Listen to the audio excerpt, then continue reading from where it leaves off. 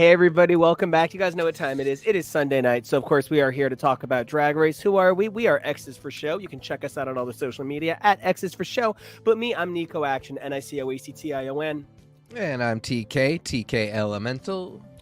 That makes me Tori at SM Tori. That's Tori with an I. Not a Y. No, Y. never. Oh. Ever, never, never. Get those people out of office. Lock them up. I'm Jonah. You can lock me up online at Peak Jonah. And that makes me your producer, Kevo. Really, I refuse to be silenced, and you shouldn't be silenced either. So make sure that you like, subscribe, and comment so that we know what you want to say. But today, we got plenty to say about Global All-Stars. Hold on, wait. I need to sound intelligent, so I have to put on my smart man glasses. The library is open, ladies and gentlemen. I just need to start with, it is in fact a real pithy that I've lost most of my interest in Global at this point. There are some real, crowning achievements for those royals from Down Under.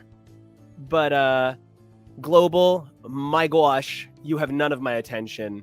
UK, you have so much of my attention. I feel bad about it. I don't feel like I should be this engaged in the UK. Not like against it. I'm pro UK. Thank you so much. But a lot of feels about the fact that, as Kevo said at dinner, because we do Sunday dinner with the family, it's like everybody's all together. It's me, Kevo, huddled her boyfriend, my parents, Jonah when he's here. It's great. TK has come to Sunday dinner. He knows exactly what I'm talking about. I think Tori's might even into Sunday dinner at this point. Oh, yeah. I think so. And I think we even have said on air, your mom likes to ask, so is there a theme for tonight's show? And she did again. And I was talking to her about we're in the overlap. We've been talking all summer about it, really, about how there is the overlap when one season isn't over and a new season starts. And if you're checked out enough on the previous season already, it's just really hard to stay engaged. You would really think that there would be something to... Oh, it's double. We get this great 3 weeks or 4 weeks or however long it is where you get double the show. Like, how fun. And I do think that can happen. We can have that dream. But I do think when one of the shows maybe isn't putting its best foot forward, it does just sort of become a war of comparison a little bit. I love that term. Yeah. And see, to me, this was one of my more favorite weeks. I, too, am way more excited for UK6 than I have been for a new season of Non-American Girls in a while. And I'm devastated and excited and jubilant and all kinds of things for it. But I think that Global All-Stars was doing a very good job this week. It's a makeover episode. I'm soft for makeovers, obviously. Bringing back the girls always makes for good fun. Yes. I think what we're seeing is that the girls in Global All-Stars feel tired. Not like we're tired of them, but they're tired of the process. Don't they look tired? I mean, it does feel like it's gone on for a minute. I am surprised that the season is this long. Again, only because it doesn't feel like the show has the energy either. Like this, Canada versus the world or a UK versus the world, those seasons are a lot shorter. And there tends to be a balance of bang and buck that just kind of works. And Tori, I agree. I love the makeover challenge. This was one of my more favorite episodes, but I also was noticing that all the girls are just kind of like, yeah, we've been here for a minute. And all the girls who came back were like, yeah, I went home and took a nap and I'm cool. And now I'm just back to have fun. They were all just there having fun.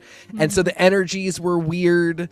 We know we've got probably 2 more weeks before we get to a top 3. And it just feels like, I don't know, there was a little bit of language used around how top tier the girls are and the nerves that some contestants had being around them. And I just think that so much of the onus is on production to hype up that this is, they always say it's the Olympics of drag. They say that a season of America is the Olympics of drag, but this is actually That's the Olympics. my point. Supposed to be, This yeah. is actually where we go international, and we really and I wish that the energy was like, we probably can't do this very often because it's so difficult to pull off. So we're so excited that this is happening because it should be rare. It should be a big deal. It took a while. It took, I think, you and Jonah really pointing it out that actually all of these girls were pretty top tier contestants for the show doesn't really sell them like that. Rue never does her language of like, you are all incredible. And I thought this was the episode again to say, because I thought everybody's makeover was really good. Yes. And I even thought that, the thrown in critique about one of the lower contestants' lack of family resemblance kind of felt like it was thrown in because somebody did have to be in the bottom, not because the family resemblance. They have to use that critique at least once. Exactly. Somebody has to get it. Someone has to get it. Yeah. I just want to say, TK, what I hear is you're saying that it should be around the world in 80 days, not around the world in 80 ambient. Yes, although I would like the ambient. So 180 ambient for TK. Yeah. Yes, that's for me. But for World of Wonder, I want to pass it to Jonah for a second because we're going to start on UK. So... are we just done after this? No, we're going to go back to global. Oh, okay. Oh, okay. We're supposed to start on UK. So. Do you want me to start with UK, or do you want me to start with the overall opinions of this week? Well, I want you to answer the question that's inside of your heart. What is the little question in your heart? Do you want to answer what was your question overall? Inside my heart is, do you want to build a snowman? It was supposed to be. No, we're not there yet. You're supposed to love me. It was supposed to be about how much you love me, but I'll forgive you this time. But once upon a time, once upon a time, there was a little song in your heart. Sorry, from the Brewster Projects. And it was Trixie Mattel. Who's still on sabbatical. Love that gal. Oh, God. So this week was, I hear what everybody is saying because it feels like Global was really amazing this week, but I think some people are no longer giving it the chance. Like, it might have taken a little bit longer to find its footing, just because this episode, everybody did well. Some people just had to be in the bottom because people did better. I truly think that's what it came down to in Global this week. And I was at least happy with the way the episode was portrayed, the editing, the judging. For a makeover challenge, this was the least rigged episode there has ever been. Everything about it was correct. The editors weren't fighting the production team to be like, this person really should have won. But it was just, everything came together for a great episode. Is it too late for the broader audience at this point? Not for me, because I'm still having a wonderful time and I've been having a wonderful time, but I think for a casual general audience of and I have to use the American viewer because that's what they're catering towards, is the American viewership. Some people might have been tuning out by now, and that's unfortunate that they missed a banger of an episode. I don't think anybody tuned out right by now because I think so many people have negative opinions on Reddit that everybody on the earth. Well, that's Reddit. But bangers and MASH, UK, I think, because these girls have such a very fascinating chemistry where they're willing to kind of go at each other, but it always feels like the drag fun. It doesn't feel pointed. It doesn't feel like somebody's having a moment, a reality TV moment that's coming across. Oh, there's a UK moment, and I've talked to Tori about it when she got to it. In UK season 3, Scarlett Harlot was in her feelings about something, about how people were reacting to her, and she had a really vulnerable moment that maybe should not have been on camera. And then when she did the reading challenge, it got to a level of, oh, this is very personal.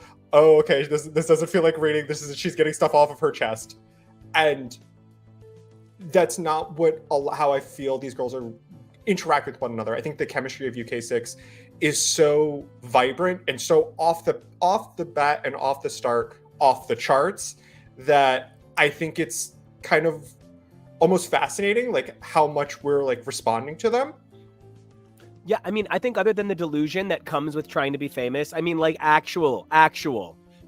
We've all worked with famous people at one point or another in one way or another. If you don't believe the hype, you will never make it. You will be eaten alive by insecurity and doubt. So they all got to believe it. So other than the natural amount of delusion, Michael, I would say that the main thing here is they all seem to really respect the shit out of each other. other than, oh, we're the seamstresses, so we're the only ones who can sew, or like we're the dancers, so no one else can put on a show to a number, other than the crazy shit that every girl's got to say. I completely agree with you, Jonah. There is a magic to the chemistry. I will say it does feel a little UK season 1 where I'm like, no, I want them to fight a little bit more. I don't we think to get that this week. I think we're gonna get more of it. Yeah, I this agree. is really only episode 2. Yes, like they still haven't technically had someone sob their way off the stage yet. It's true. Someone sobbed their way off the stage. Well, not Off the the soundstage. workroom. Yeah. Out of the Chanel is so ready to be a whole bunch of trouble, and I love that. I don't know. I'm so old. This is a really special group of girls. I will say I think that it hurts Global All Stars even more that the chemistry here feels so exciting and unique. Like, because we've had great seasons of UK. 4 and 5 I think are great examples of like they were fantastic seasons. A bunch of people I loved there, but like I don't know, like my spider sense about Drag Race tingles with this group. Like I just get so excited, and I'm constantly interested in who's going to do what and how things are going to turn out. I was so excited by the lip sync. There's just, I don't know. The energy is really, really good here. And it's not that it's bad on Global All Stars. It's just not setting off my spider sense in the same way. You enjoyed the lip sync? I did. Okay. Because Because the song is great. What? Because the song is great. Because Yeah, the song sure, is sure. great. Sure. I really like the song. And I'm It was always interested in seeing how the editor is going to cut when it's a 3-person. And I immediately was like, oh, okay, Lil One. They were not playing the cards close to their chest this time around. I don't know. I had a lot of fun with the girls here. 3 is a rare number to get for a lip sync. It's either too many more than that and then it's chaos, or it's just your standard 2 and then it's fine. So 3 was a little fun. I had fun revisiting this particular number. They get 300 girls on a stage, and it's directed by Frankie Grande instead of Frank Miller, and it's basically a recreation. Wait, hold on. Why would 300. Frank Miller be directing it in the first place? Because it's a recreation of 300. But and see, I was going for there can be 300 girls on a stage. But it No, only she's takes having a one bad person enough in a weekend. room. I did a fair. special Sorry, performance Stephanie. of. Sorry, Stephanie. Yeah, Steph, I did a special performance of Monster She's for in the you movies right tonight. now. She's gonna be fine. No, babe, Yeah, she's having not. a She's bad having a really bad weekend. week. That's Yeah, what we're not a good saying. week. She's having a Literally, bad week. Joker 2 has the lowest ever cinema score for any film classified as a comic book movie ever in the history of grading films. That's Is not what it they said. actually It's the bad, only one that or got is a it, D. like, review It is the bomb? lowest. It is No, the only, they said yeah. other ones have gotten that. The article you sent me said other ones have gotten lower. It's the only one that's gotten a D. Oh, I'd misread it then. I thought it was the other one. Yeah, this one's lower. Is not specifically, great. I thought what it was saying. No, there are other ones that have gotten lower. Nobody else has gotten a D. Got it. It's the only one that's ever gotten a D. And I mean, like the guy was essentially like, that's worse because it couldn't even like fail spectacularly. Right. It got a D. Yeah. Yeah. It was over under before this, and now Yeah. this is the middle. I'm so excited for my brother's 10-minute rant about it. I can't wait to watch him lose his mind. But to her credit, the one person that is getting praise is Stephanie. She's Actually, got this. So, Lift This it up a is- little bit. Oh, there we go. There you go. so the Halloween costumes for the Cyndi Lauper concert have changed, and I will be going as Joker, and Rich will be going as Batman, and we are going to see Cyndi Lauper as Joker and the Batman. As one should. Oh my God, I call them Joker and Gay the Batman. rights. I am. Oh gosh, it's happened. I'm a DC fanboy. But speaking of DR fanboys, I actually did not like that Lil won this. I did not like Lil's look actually, and didn't love the lip sync. I actually would have given it to either girl on either side, personally in general. But Okay. like, not like in like a hateful way. Thought everybody up there was really talented, but I felt like this had more elements of things that I think are sort of like pedestrian non-fashion than the others did. This wasn't like bad. This was beautiful, and I really enjoyed seeing it, but like it didn't feel like a runway moment to me. It felt like a backup dancer moment. Well, the thing is, Chanel made it, so if it's bad, you should blame Chanel. And But if it's fine, good, but if it's good, it's Lil's. Well, I think that they had decided they weren't going to send anybody home this week anyway.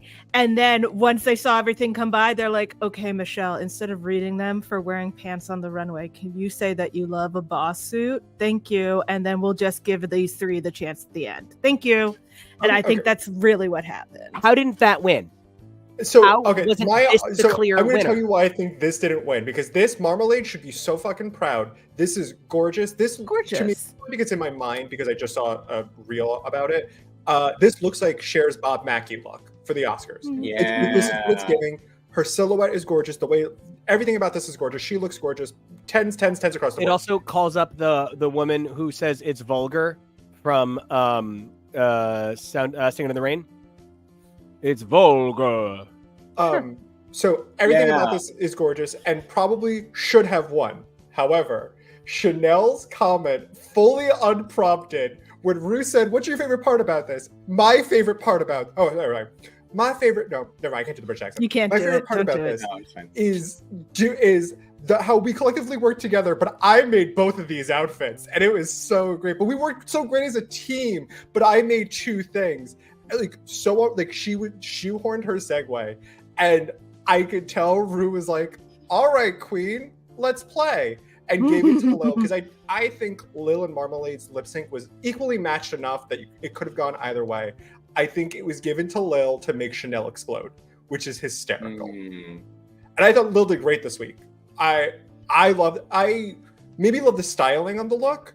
I think I love that it's an outer corset. I love the hat she made. I love the cigarette. Like, I love so many things about this.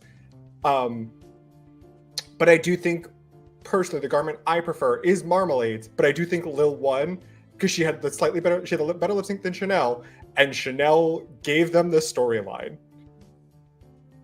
It would have been really interesting to give the on the stage win to to Marmalade, and then say Chanel and Lil lip sync for a second badge.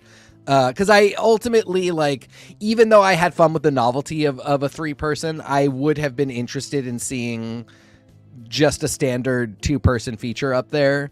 I was stoked that Lil won, not even because I thought they were all really equally good, and I wasn't kind of I wasn't super by far. Yeah, I wasn't worried about it either way.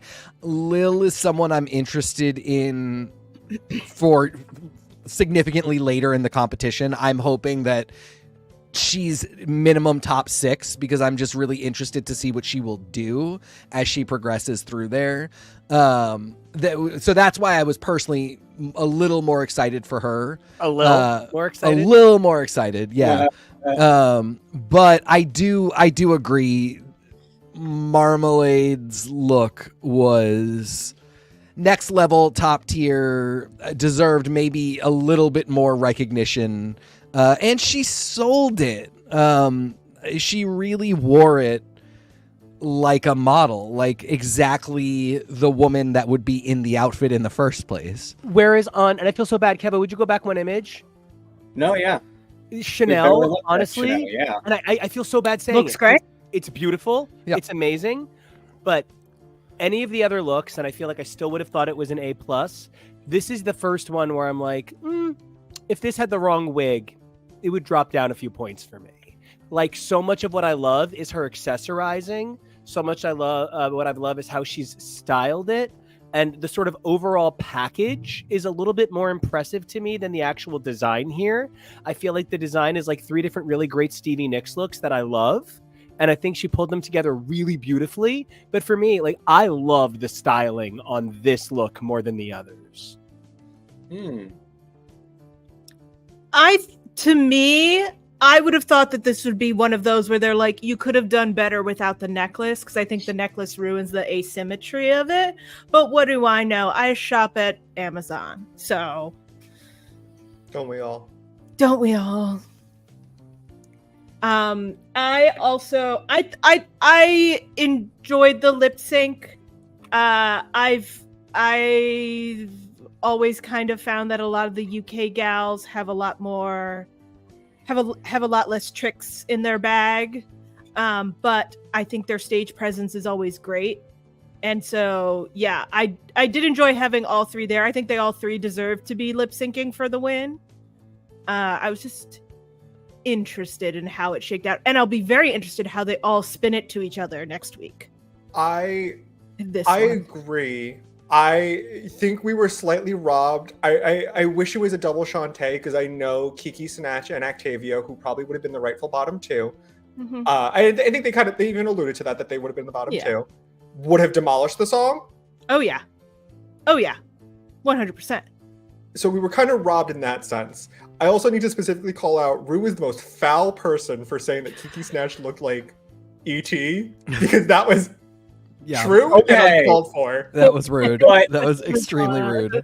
Honestly, that was almost our episode cover if I genuinely felt like the E.T. figure looked enough like it. She's not right. It's not identical, but I was almost like, that would hit.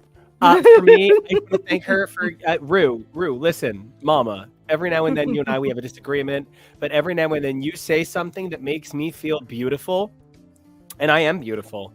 I want to thank you so much for Relisa Slave, because I couldn't say her name, and now I can, because it just sounds like a European country that borders on the Asian bloc. So I feel really confident with Relisa Slave, and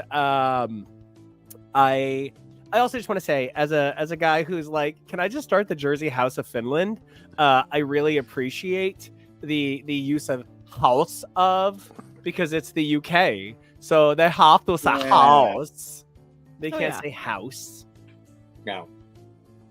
I do want to talk about the most disappointing part of any Drag Race franchise this week, which is the fact that Kristen McMenemy did not say something absolutely rotten about RuPaul again. I really wonder if they were like, we want you back on. You cannot go on a borderline mean-spirited rant about RuPaul this time around. Oh, I have something to look forward to, apparently. She says to Rue, one of the most iconic moments, I remember you when you were nothing. When you were nothing. And she says it like she's a little bit angry. But then that's why there's that cute call out to it this episode, where they're like, it's almost like she was brought back to be on her best behavior and not get her hands slapped. It's like they brought Adore Delano back. It would be to not run off the stage. Yes. Which is why she will never go back. And then my second most disappointing moment was, I don't know, I feel bad. I'm coming for her. I'm not being nice about her, and I feel really bad about it because she's not done anything to me. But twice in a row, I have felt like she's totally off. I don't understand why Dita Garbeau wasn't in the bottom this week.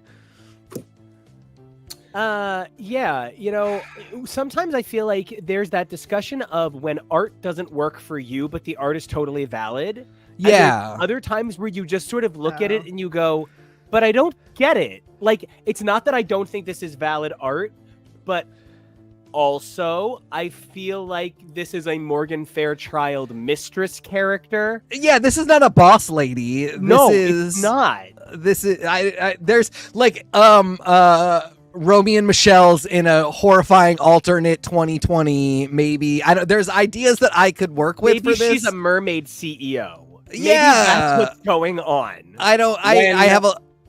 When Corinne Bailey Ray said, girl, put your records on, this isn't what she meant. Nice. I love that. I'm going to think about that for a while. This is the second week in a row where I've been like, oh, that poor girl, she's definitely in the bottom. I would have saved Zafira, but I love how RuPaul calls her Z because I think she's just not going to be doing Zafira. No, she's not going to pronounce it at all. She's calling her Z. She's the person you probably, for me, could have swapped out for the bottom. Yeah. But I think they wanted to make the note to her that if you're going to bill yourself as a seamstress, they want to be able to see more. Yeah, true. Yeah, that is true. And I think they also wanted to call out the idea of you can sell yourself on the runway and do well. Yeah, and do well, yeah. Which is what I think Chanel did, essentially. I think Chanel sold the look, like the energy better. Okay, Octavia, listen here. Listen here. We love you. You charming, brilliant, amazing, adorable elf. Goblin. I love you. Goddamn. Goblin. It's not your fault you're so gap tooth. Exactly. You come back every season until you win. I am not here to give you a hard time. I am here to tell you that those eyebrows do not cost $10,000. Get your shit together. But yeah, I think you are one of my favorite weird voices to come out of the English-speaking seasons in a minute. And I think every rotted, nasty, fucked thing you say in your interviews is wonderful. I will say every time her name is mentioned, I go, I already told him you had a weird panini. I just keep thinking poop yogurt. Yeah, well, yes, same reference. I Activia. I feel so bad. The same reference. I just want to say Jamie Lee Curtis looks amazing. She does. Well, her nephew was on Claim to Fame. Oh my God, he played so bad. Yeah, Octavia's is fantastic. I felt she was where she was supposed to be this episode, but I'm very excited about her as well. I don't know, I'm excited about all of them. Nico, it's really funny you say that though. I do kind of disagree. Like for me, Chanel did not sell her. She made something phenomenal. Her energy for me, like, I don't know. This is a season where, like I said, because they're all so good and so exciting, a lot of it for me is just vibes. It's just like, was the vibe on or off? And that's a totally subjective, not even real or qualifiable thing.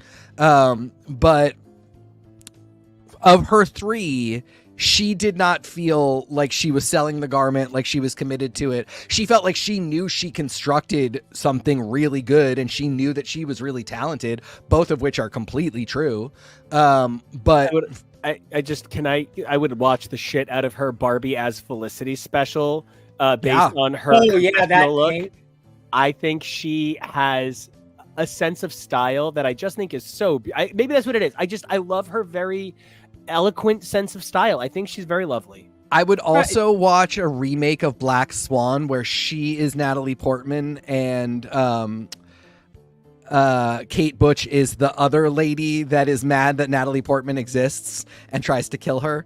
Okay, but after this week, I would like to see all three leads on Only Murders do Black Swan with their doppelactors. Yes. Just so that we can see Martin Short and Zach Galifianakis do Black Swan together. With Martin Short seeing horror written on the mirror. Oh, I thought Zach Galifianakis would be the star. I thought Martin Short would be the little gremlin. Okay, yeah, all right. Tori, talk to me. You have a little bit less UK girl experience yet. That's true. But part of what that does give you is an opportunity to engage with these girls without some of the weight, the baggage of comparing them to so many girls that have come before. You have an opportunity to treat each one of these girls like Fairuza Balk in the middle there, or that Jigglypuff on the right. You have the choice to treat them as their own girls and not project, as I see this one on the left, working at a Joann's. So sorry, I'm just being silly about an image. But how do you feel about these girls in terms of stacking them up against the other girls that you know? Because I feel every one of them is super talented. And I would love to know how it feels as somebody who has a little bit less, I don't know, jaded eyes. I mean, I've gone through over 250 girls at this point, so it's a little... You are a queen of queens. It's been a lot. I think for me, I'm just enjoying that there's a lot of differences in what they kind of are each all good at. I'm enjoying that it's not like we have 4 dancing queens, 3 gals who do campy cabaret, and 2 gals who are kind of comedy all over the place. I think that we have a wide range of gals here. I enjoy what they each bring. I think I actually don't like having the design challenge, particularly a found object design challenge, so early on, because I do think that it robs us of some better queens just because they can't sew. But at the same time, I also think everyone who comes on should take a sewing lesson. So I like all these girls. I have my favorites. I'm obviously a Lavoie stan, born and bred, of course, obviously. Well, can you talk a little bit about why? Because I don't disagree, but like Tori, one of the things is this last couple of weeks we've had a few less appearances from our absolute queen stan, the only one of us who cares to put on makeup for this show, and so I would love to know, as the one of us who puts in the most effort, why are you drawn to this lady who, Jonah? Can you hear me out for 1 second? I swear, an AI image thing could make your mom look like the Lavoie tiny image down there. Like if your mom used a drag queen filter, I could see that being your mom. Yeah. I just love big, bold, campy queens above all. I love the theatrical ones. I love the campy ones. I love the ones who are a little more settled into their bones and don't really have as much doubt as the younger girls do.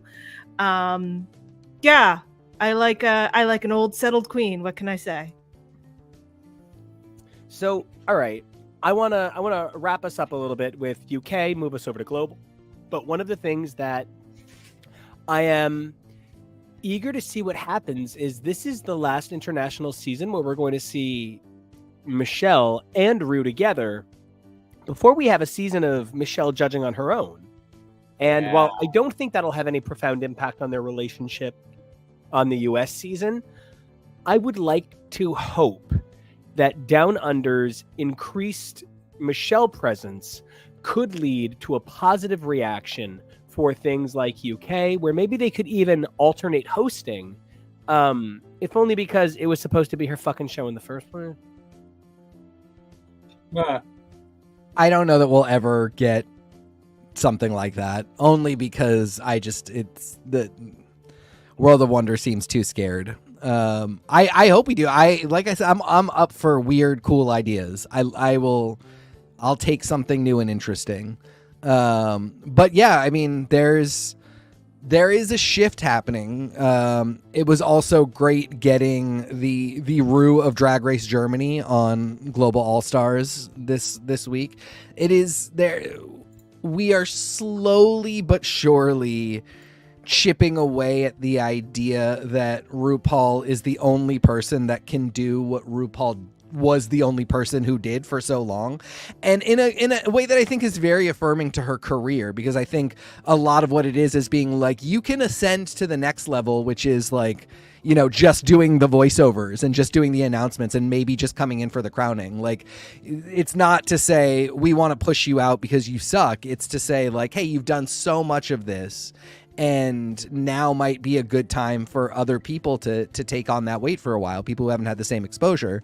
World of Wonder seems really risk averse. They don't seem super experimental, so it's kind of tough to see how we'll get there. I think it'll be in a lot of slow increments. Yeah, I think so. I think this is something that we've been talking about for a while. The idea of, you know, what the future looks like for the show and things like that. How we, you know, sometimes, like for me, as I learned about UK and Canada and things like that, I was confused why Rue doesn't show up for the finale of Canada, just kind of like stamp of approval on things. But I get that it's visas and laws and all kinds of things, but I think that we could be moving towards that world where like she shows up at the end and goes, "These are my girls. Oh, I'm so proud. You've all been so wonderful." You get like a 30-second back and forth with her, and then we crown them. And I think that could be something that we're definitely moving towards. Yeah. Mm-hmm. I would also like to pour one out for Saki Yu. Yes. Yeah. Be careful in the showers, Rue. Too soon. Rue was like, on what one. are we saying Rue was today? unfiltered this episode. No, and I gotta be real. As somebody who had some sticky situations at the showers, at the bathhouse, at the campground. Girl, you do gotta be careful in those showers. But this was an extremely weird exit, though, because they do start it off being like, so how's everybody doing? They're like, cool, good. Saki, I noticed the crutches, and she's like, yeah, really weird. And they like talk about it for 5 minutes before she's like, and so I will be leaving. And it seriously was almost like, number one, it's not that I don't believe that that's what happened, but it almost doesn't feel like that's what happened. Right. It just, because they just as easily could have, I mean, like done the cornbread style where she's not there. There's a bunch of different ways to do it, but the fact that this is the first time they have ever tried, let's all walk in and pretend things are totally normal, then we'll introduce the idea and pretend like things are normal, and then we will say that she's leaving. It's like she decided halfway through the scene. You know what? I was so confused because I was like, did I miss that she has crutches? Is she going to talk about being, having a disability? Like, I was waiting for that. And then it's, and then the weirdest comment, she was like, well, I chose to leave. I'm going to choose to leave. And it's, oh, I didn't realize it was your decision to leave and not productions. That's a very weird thing to have air. I don't know. Yes. I don't think she was told to say that. I think she was trying to get ahead of the narrative. Maybe, I don't know. That might be a UK law thing where, like, if she's like, they told me I had to go, like, it might be like they're kicking you off the job or something. They choose to not acknowledge it that way. They'll often be like, the doctors don't approve me for this level of physical activity or something like that. Oftentimes it's whatever the reason. It was just very interesting that she said, I'm choosing to leave. It's my decision. To be fair, this is more than Victoria Scone got when they were just like unceremoniously was like, yeah, and she's not going to be here anymore. And bye. UK, since 2 and onward, has had a weird, unconventional elimination, and this is the third knee that's gotten injured in this series. I don't know what's going on with our friends over at the pond, but like, I don't know, something about the knees. I think UK stands for unneed. Good one. That was solid. Solid. Across the pond, they don't have a pond. Wow. No, they're at the pond. As technical host of the show, I'm terminating the broadcast. Where the sword and stone comes out of, it's the pond. The lady of the pond. I would love to know your thoughts on the UK, and then move us over on into the global. Because I really supported Tori's point specifically about putting a design challenge this early kind of sucks for the girls who might get kicked out for getting stuck with some crap material. You should come knowing how to sew by now. Watch a YouTube tutorial, something. But unconventional materials are tough. However, I really liked that it was a team challenge and that it was houses. Because I'm always saying I hate when fashion challenges are this early, when it's a ball. That's not telling me about their personality. This tells me about your personality, how you can work as a team. And then the 3-way lip sync at the end. Unexpected delight there as well. And, I guess in that regard, to help transition us, it really feeds into a theme of teamwork this week.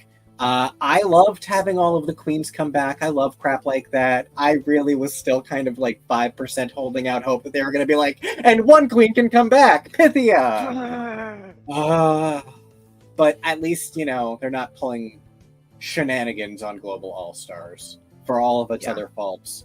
But I love this, and I love especially when it's so late to see so many queens return. It's nice. One of the things that makes Global at this point a little tricky is I wonder how much we project an expectation of sort of cultural engagement. Like, there is a really big difference between, let's go with the friendliness of a person in New Jersey and the friendliness of a person in California and the friendliness of a person in Iowa. And so, like, just talking about within one country, the sort of thing that is considered friendly behavior is totally different. So when you start engaging with the idea of what we consider normalized behavior for our personal understanding of culture, not that that is the only normal, not that we are correct, but instead we're projecting our expectations of how people talk to one another. There is, of course, the ESL component that we have talked about a number of times, but there is also the benchmark of cultural difference within community. There are cultures that are not less warm, but less outward in their warmth. And I think sometimes what we kind of forget is happening here is not that, this panel, but every one of these girls is so out of their comfort zone, so out of their element, so out of what makes them them. When you add in the idea of a makeover, now they're projecting who they are onto a second person. It gives us a second idea to compare that to. And I think in a lot of ways, this was a super revealing challenge for these girls, and it helped make up for some of what I haven't gotten in previous episodes. So I had a lot of feelings about this episode, but I was very interested to come in here and get your thoughts on Queen Kong's behavior in Untucked. Because I do recognize that the Australian girls are more notorious for saying things very bluntly. That is kind of what I'm talking about. Yes. Yeah. But I'm 90% sure I heard her say she's not even Italian. And that's wrong. Incorrect. And wrong in life. Also, I'm not going to ascribe intention, and I don't think there was specific malice. I think this is a general drag thing of, you're in drag, you like a man.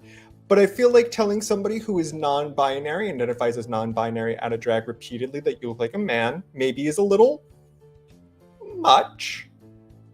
Not to say that Pythia is immune to something like that, but it did feel a little weird, I will say. Yes. Particularly when Queen's actually been pretty decent about she's doing well, she keeps her mouth shut, which is a quality I do enjoy. I felt that this was very pointed and very specific, particularly when Kitty's over there and she laid into her and then just left it, but just kept coming back. And I don't know what it is about Nelly that sets her off. Nelly's had good weeks in the past. Nelly was not crying about doing well, but not getting fully recognized. I don't know what's going on in here. I don't know. Everybody harbors a secret hatred for the prettiest girl in the room.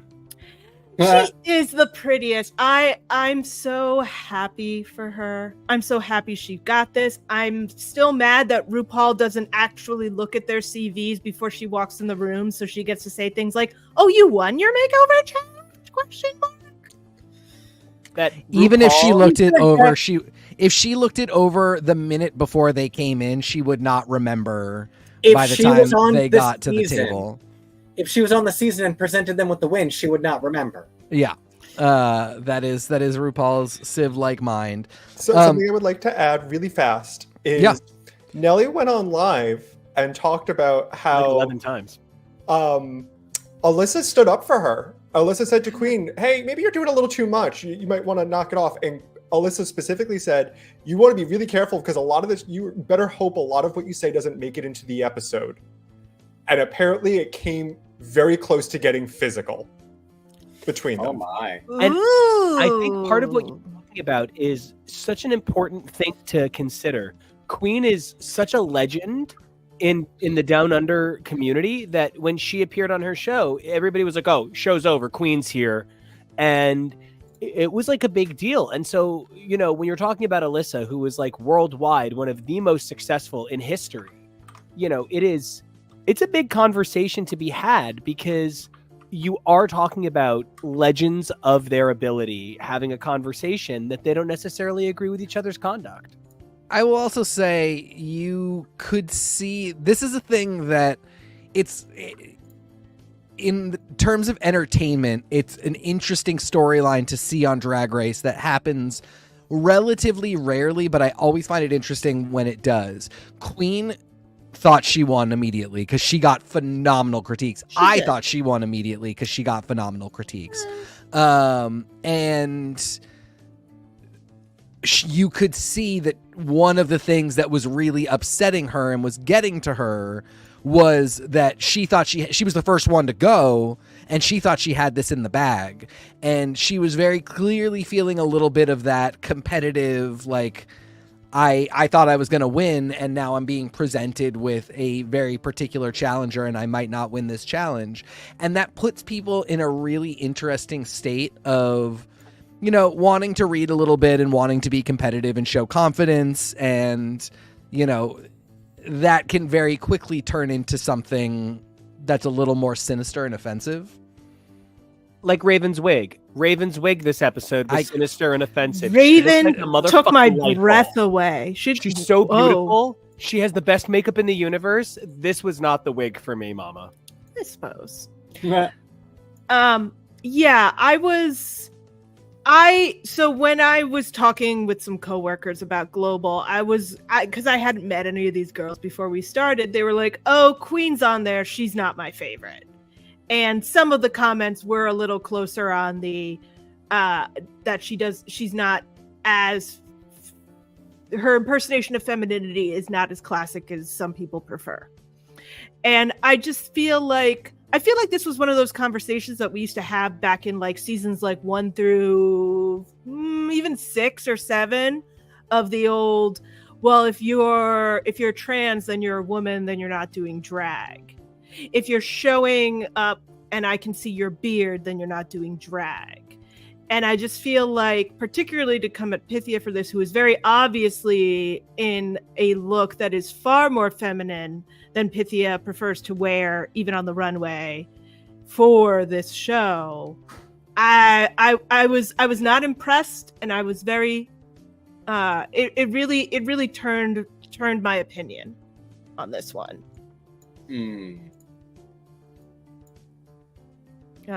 But those feathers were flying. I loved the symmetry very much. You know, I think a challenge like this, being not just bringing back the cut queens, but making them the partners of the makeover challenge, I think that is one of the things that, thankfully, I feel is what we were looking for from Global All-Stars. I think this is one of those things that actually did... God, that kind of looks like... Yeah, you know what it looks like. I think it is one of those things that actually did foster the idea of relationships between these queens in a really unique way that I hadn't considered before we got here. I don't know if it ultimately accomplished in any way the major task of making that significant. But it was fun, and I think we got a lot of great looks out of it. And like I said, too, you know, this late in a season, it's always really great to have this mini reunion moment from the queens that have been cut. But yeah, no, I can see where this is also one of those things where we might have expected more than what we got. And it's weird it's always so funny. Like, if any of us ever are off air, like, I don't know about you guys, but like, I immediately put my headphones in and I'm like, I'm going to listen for 2 seconds while I have to restart. So I really do love the discussion that was going on. One of the things that I personally think about is the time compression journey that, it's something that I think, coming from serialized storytelling, I recognize a lot. Comic books and TV shows. One of my favorite references, and not to get very specific, but the point at which Tara on Buffy loses her mind in season 5 to the point at which it's restored can't be longer than 72 hours. Because they're literally on the run and it's one day and one night. So it literally can't be longer than 72 hours. And then when it's referred to as months long because it aired over the course of a month. And it is something...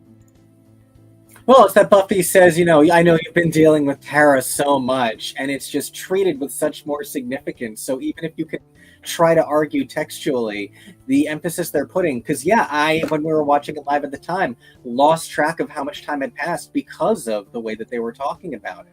And, it kind of matters to actually be clear. And comics do that a lot, where a story takes place in 3 days, but it comes out over 9 months. Yes. That's kind of what's happening here. These girls, their feelings are only 3 days old. They're only 5 days old. And we're seeing it play out over months. For us, Global All-Stars is taking too long. For these girls, the wounds haven't healed yet. And it is so interesting to engage with the two sides of that as somebody who feels like the art has been, I feel really bad, but like the art has been decompressed for so long. I kind of don't remember some of these girls as clearly as I wish I did. Yeah. And now that they're back, I'm so excited, but I'm excited about a memory already. These girls are still living the same moment. And so my judgment of them is totally different than their performance of themselves. For sure. And I mean, we talk about the pressure cooker of it all. The girls acknowledge the pressure cooker of it all, that they're never in their right minds when they're in the workroom because they're just under a lot of stress. It's been a long time. It's been all of these things. They're being pushed in the way they haven't been pushed before. And so I do think that this is the nice moment where they get to kind of relax and have a little fun. And I do think that it's something that we need when we're 2/3 of the way through, and we are getting that. The audience is getting the fatigue of so much. I do just want to say I could never get tired of looking at Tessa or Pythia or Gala. This is an unbelievably handsome cast, and they know what they've got. So it's interesting because sometimes I'm disappointed that I don't get to see the girls in drag again. Not because I don't find them attractive, but because their art is so incredible. I kind of feel like some of these, this was a season of just like trades, like not to be gross, but like this is a super hot season. And I feel like with Queen and even Cassandra Nova over there, right? It's really voted most beautiful. She's put her fingers in your fucking brain, man. Hey, I love Gala just wearing a shirt front. You know, I love that. Yeah. I love Gala Respect. just showing up and being like, I am so attractive, and I'm here just to be attractive. Sometimes it's difficult being the most beautiful person in the room. In the world. I really depends on the room. This room, I don't know. Exactly. And I mean, like Tessa in that fishnet, really, truly. And you know what? I've made some jokes about Kitty, but like genuinely, Kitty's style is super sexy to me. The short shorts with the untucked long shirt, the banging thighs on Kitty there. Way to go! You're doing those squats. You work it, girl. I do want to read Kitty for not giving her sister she spelled pause like dog paws rather than doing Pause, which like the whole thing in her name is it's Kitty Scott Claus, like Santa Claus. What's the matter with you? How would you not? Her name is actually funny enough. 2 in 1. It's Kitty's got. Yeah, Claus. Kitty's got claws. Yeah, and then Claus, as in like you said, Santa Claus. Right. Mm-hmm. And I was just surprised that she did not think the pun through, because I thought Pause would have been much funnier. And I'm so glad that I actually would have preferred, I was pleased that Kitty was in the bottom, and I was worried that they were not going to put her there. But I was really glad specifically that they called out the one sister doesn't like it storyline. And I wish they had talked about it more, only because I would like the audience to understand it is the definition of that improv. Yes, and 98% of people cannot pull off I don't like it. Like, that's on stage in a performance. You want to be saying yes to everything. There is a type of person who can be saying so much yes to saying no that the energy is okay. But unless you really bring that absolute commitment to saying no, then you are just kind of being dragged around stage. Unless you're Uta Hagen or the horse from Ren and Stimpy. No, sir, I don't like it. Just does not have the right ring. Amazing references. I'm so proud of you. But and at the end of the day, the lesson is correct. It just really doesn't work if you just tell somebody to get on and go, no, no, no. And I was glad they specifically pointed to that, because we've seen it a few times. I know everybody thinks it's cute because one girl's up and one girl's down, but it just never works. Aspiring drag queens who are about to go on Drag Race learn from the mistake and never do it. I think part of the problem you find too is that gay men, especially of the tinier variety, sometimes have trouble understanding the line when it comes to the behavior of brat. Yeah. Okay. So, yeah. I had to try and... So Rich is like... So earlier today, Rich is like, you say cunty, but you say brat. You don't say bratty. Why? And I was like, I don't know. It's the vernacular. Like, it's just like one state of... I guess, but no. But if you think about it, if I called somebody a cunt, it'd be gross. But if I called them bratty, like they'd be offended. It's fascinating the way like certain words don't work certain ways and do work other ways in terms of a social vernacular. Certainly not saying that every word is appropriate or everybody should be saying everything, but to think about the way that certain words do and don't work. I love being called brat, but if somebody called me bratty, I'd be like, come over here. I have a giant bratty hand for you. And so like, it's fascinating to see where that goes. Oh, for sure. I mean, we've all read. Well, no, I guess you wouldn't have. But some of us who are female do engage in reading or consuming media that is that involves little girlness. I'm sorry, Tori. That was really, really offensive because there are plenty of women out there like Leah Michelle who can't read anything. That's true. That's fair. And I'm sure there are plenty of men who love little girl stuff too. But when it's an adult who's being called a little girl is the stuff that you're reading and everything is consensual. I do know that, though, I get very aggressive and angry if someone gets called a little girl in general conversation. And it is deeply upsetting. Right. Right up there with watching Ryan Murphy's depiction of Bill Clinton calling Monica Lewinsky a good little girl is right up there with things I'd rather see. Okay, so one of my favorite pieces of art in the history of the universe is Jeff Buckley's Sketches for My Sweetheart the Drunk. And the first track on it is a song called The Sky is a Landfill. And the whole point of the song is calling the Clintons the worst thing that ever happened to America, even though he himself was a humongous liberal. I bring this up because it is one of the things that I have been thinking about a lot. We use certain themes on this show. Like I use Catwalk a lot. We use Goddess a lot. Do you know what I feel like I don't ever hear? I don't hear Rue be like, you are a goddess. I don't hear Rue be like, everywhere you girl, you own that catwalk. I hear Rue be like, no, you're doing great. You're really on your way one day. And I feel like, TK, you brought up that we all remember when Rue was nobody. Girl, we remember when you were just the guidance counselor at the Brady High School. So don't get I was just referencing that this week. We were. I had a RuPaul jump scare this week. It was great. So in terms of that, then that's my question. Are we at a point where, because the overlap is sort of like global, where everybody's a celebrity, and UK, where I personally feel like, even though I really identify with a number of the UK queens, I think Danny Beard is one of like the hottest men to ever be on TV. I love UK queens. I think they're so talented. I really am impressed with the level of talent. I feel bad saying it this way, but like I feel like the UK is this beautiful place of so many identities. I assume every one of these girls is basically an all-star.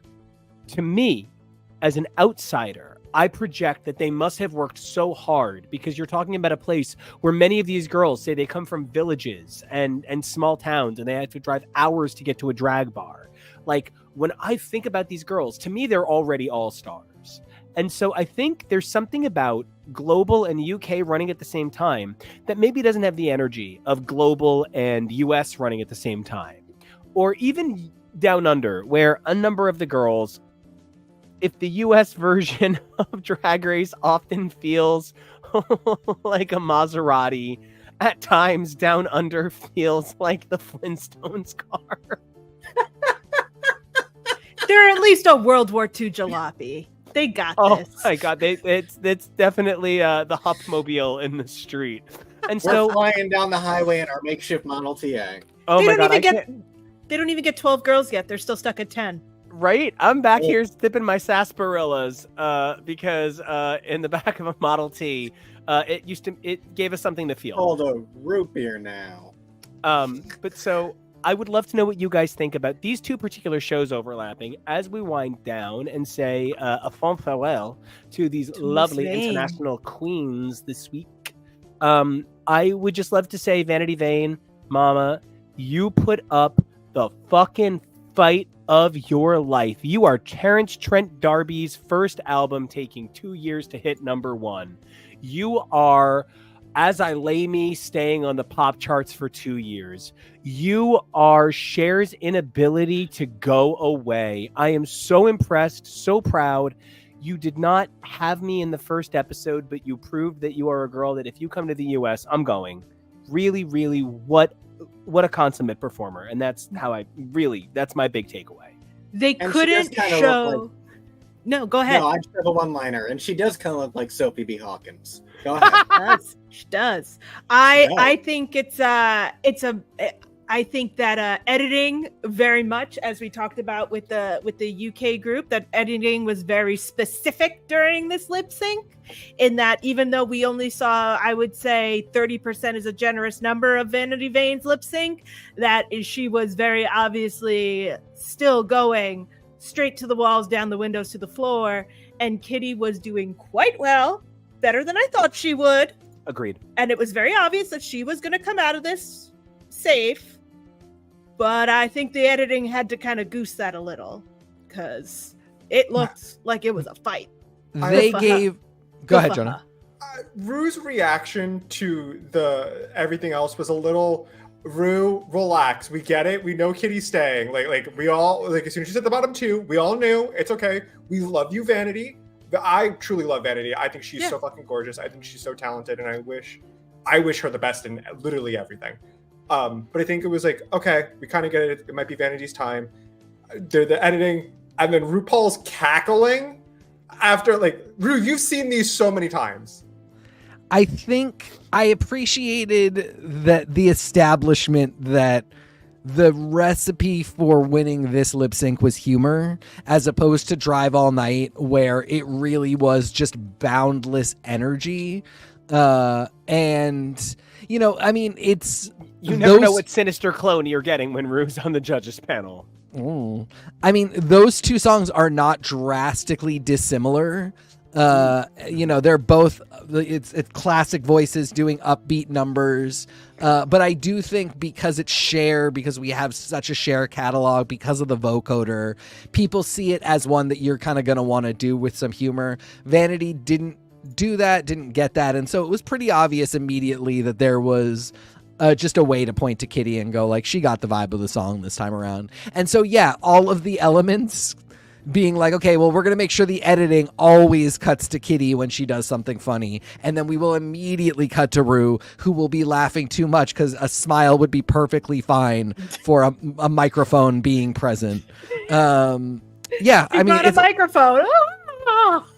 I mean, you know, it's okay. We got it fully. We all understand what's going on. And you know, this of course always takes me back to my point of, like, Vanity also went home because I don't think you can lose that many. You can be in the bottom that many times, but then that is if she had done better, would she have stayed, or is this a track record thing? I think we were all expecting that she would go home. But also, God bless the show for having the Tessa moment, having everybody say Tessa, and then having this looming consideration of the fact that it might be Tessa. I love that take. I really think that one of the things that I'm excited by, I guess, at this point with Global is, at least as you're kind of pointing out, they're so unique that we attach stories to them, even when the editing has to do a lot of the work. You know, it's tough because, like, I don't want to see Vanity go home for Kitty, but I don't think Kitty deserved to go home this week either. So I don't know. It's tough. Did anybody have anything left to say on Global, or I'll even open it, I guess, narrower back to UK for any final thoughts. I know that I, for one, am really hoping that they've learned a few lessons from the production mistakes they've made here. The internet is ripe with internet opinions, and like I mean internet and internet, and it is a lot of people saying why Global is a failure. It's a lot of people saying why they're not going to watch Down Under with Michelle, and I think those are both mistakes. Do I love Global? No. Is it probably my least favorite like English spinoff? Probably, but it's not a problem that the show that is hoping to define what it means to be multicultural within Drag Race is having a little bit of trouble, the same way All Stars 1 did. And so I am invested in whoever wins here being a Chad, being worthy of that crown, even if the season isn't always worthy of my love, because what I love is the art. Whether these girls are from 1,000 countries and performing on the global stage, or they're from a tiny town and they're giving everything they've got. I love drag. I love the art of exaggeration. Somebody said to me, so you love drag? Define it for me. And I was like, it is the art of exaggerating for the sake of the art. And I'm a drag king. I exaggerate my maleness. These beautiful women exaggerate their femaleness. Drag is about giving the most you can.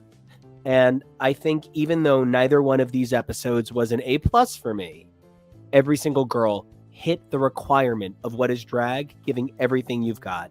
Whole army of luxurious temptations over here. And I would love to get everybody's sign-off thoughts and where we can find you. Let's start with Tori. Well, you can find me online at smtori. That's Tori with an I. And I'm no why. There's no why when you know so many things like myself. Don't ask why. It's Tori with an I. I am so amped to continue into top 5. I feel like we are going to see some. I think we're going to see some really great drag. I think I'm interested to see how the top 3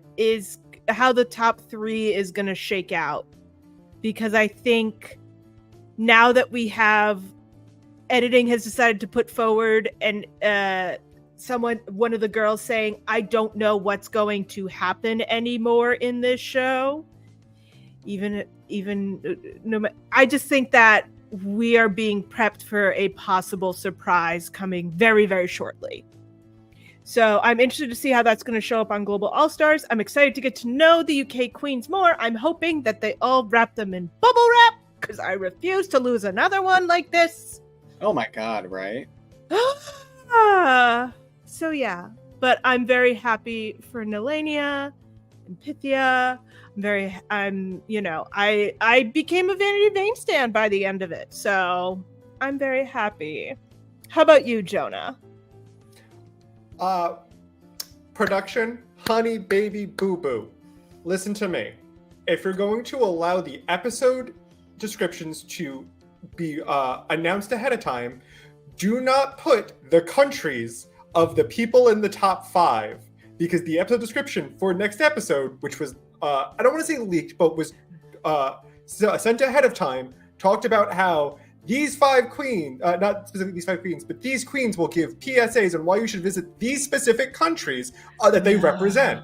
So the top 5 was leaked for a much longer time than they really probably wanted it to be. No. So, let's maybe get some of that under wraps. And the number of, because just to jump on what JoJo's saying and empower him further, the number of mediocre YouTube channels that were like, we have some hot tea for you. And I just want to be like, congratulations, you have TV Guide. You're 1997. You're very cool. So I was aware for a while that Kitty, Alyssa, and Queen made it to the top 5. Granted, I would have predicted that anyway. It's not out of the realm, especially with the season shook out. None of that was an actual surprise, so it's not too much of a spoiler. But let's be a little bit careful of that. I'm excited for next week for this set up for the storyline of the fighting between Marmalade and Chanel, where Chanel's like, I won't sleep all at night if you win. And Marmalade being like, where is this coming from? I thought we were friends. Yeah. Like, actually. Justice for Marmalade and Nelly for the crown. God, I'm so glad that our queen got her win. Well deserved. Love that gal. Rooting for Italy. Boop, boop, boop, boop. And you can find me places still rooting for Italy at Peak Jonah. That's PEAK.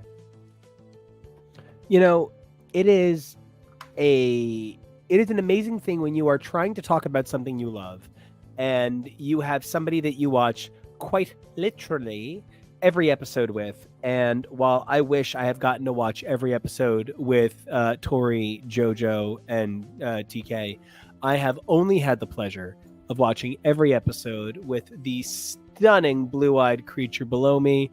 And he is not just my life partner, but my drag race partner. And one of the things that means is he literally watches me run to the edge of the bed and sit there and go, that bitch did that. Shut the fuck up.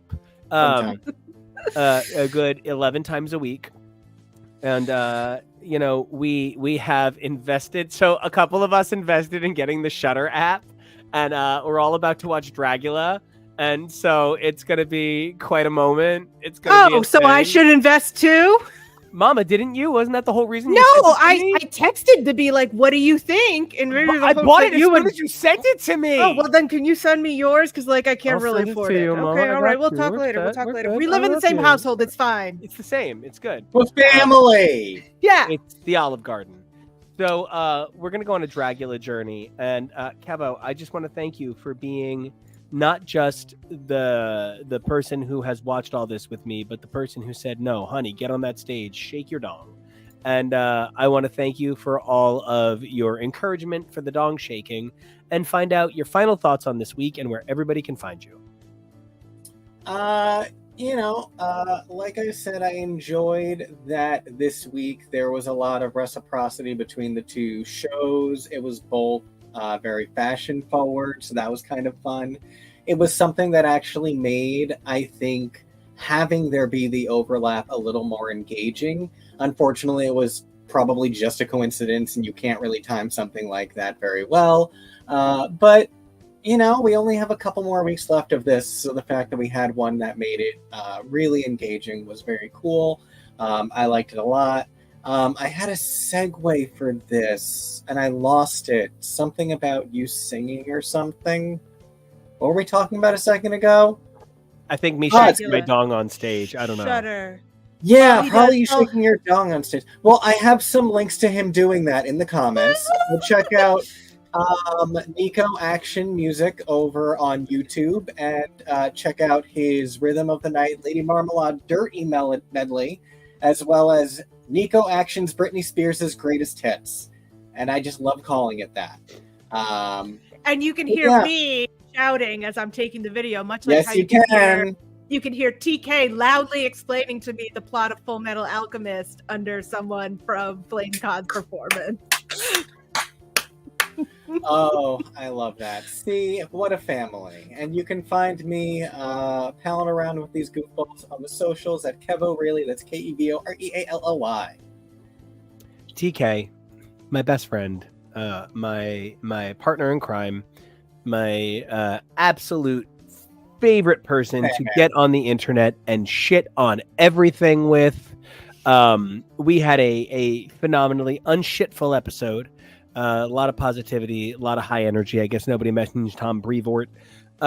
So I would love to know your final thoughts on this double-decker bus of a tour through Drag Race, and where everybody can find your handsome blonde self. I was not nice about Dita Garbeau, so I keep the train going in that respect. You heard it first here. He called himself a bitch. Yeah, I will shit talk anybody. That's just where I live. that was quality stuff. It's just the runways that aren't selling it for me. Okay, so UK, I'm just at this point, all I'll say is at some point we're going to see two people lip sync for their lives, and one of them's going to go home, and that's going to be fascinating. But until that day approaches, I wait with bated breath for what comes next. I just really love these girls. I'm super stoked. I am still really excited about Global All Stars. I think you made the perfect analogy. I'm hoping this is like All Stars 1. This is Global All Stars 1. We will look back on it and be like, it's so weird, and obviously we can't do it again, but still have a little bit of love for it. Still, I will see the come on Teletubby teleport us to Mars video clip at least once a week on social media, and it always makes me happy. So, we get something out of every season. I can't wait to see what Global All-Stars etches into the record books of the Drag Hall of Fame. And you can find me at TK Elemental. As for me, you guys can find me all over the internet, whether it's shaking my stuff on stage. Thank you so much, Kevo. Singing my songs over at Nico Action Music, NICOACTION Or you guys can check out my regular Nico Action self at Nico Action, NICOACTION. You guys can check out all the feeds of this amazing show at HTML. X is for podcast, X is for show. Here on YouTube, it's X is for show, and we would love it if you guys liked, comment, and subscribed. But if you guys don't find yourselves too busy doing those three things, there's three things you guys could do for us, for yourselves. Number one, stay safe. It's a crazy world out there. And with the spooky season, and I only lisp because, number one, I've had a lisp most of my life. But number two, it makes it less scary. I only want to point out that with the spooky season coming up, you guys can stay safe, cuddle up warm with three big, strong guys as often as you'd like here on this channel, as the three of us bring you tons of spooky content featuring that gorgeous muscular creature down in the bottom right corner, as well as the lovely lady on the other side of TK for me. If you guys want to find out more of the amazing comic stuff we cover, that is, of course, on X's for Podcast and all over this channel. But if you guys want to tune in, you guys can find us on Sundays at 6 p.m. with Drag Race. That's staying safe. Number two, be brave. It's a crazy world, and we want to see you guys be yourselves. But number three, evolve daily. Who you were yesterday, amazing. Who you are today, the dream. But who you are tomorrow, that's what we can't wait for. And until then, we're going to stay safe, and we'll see you.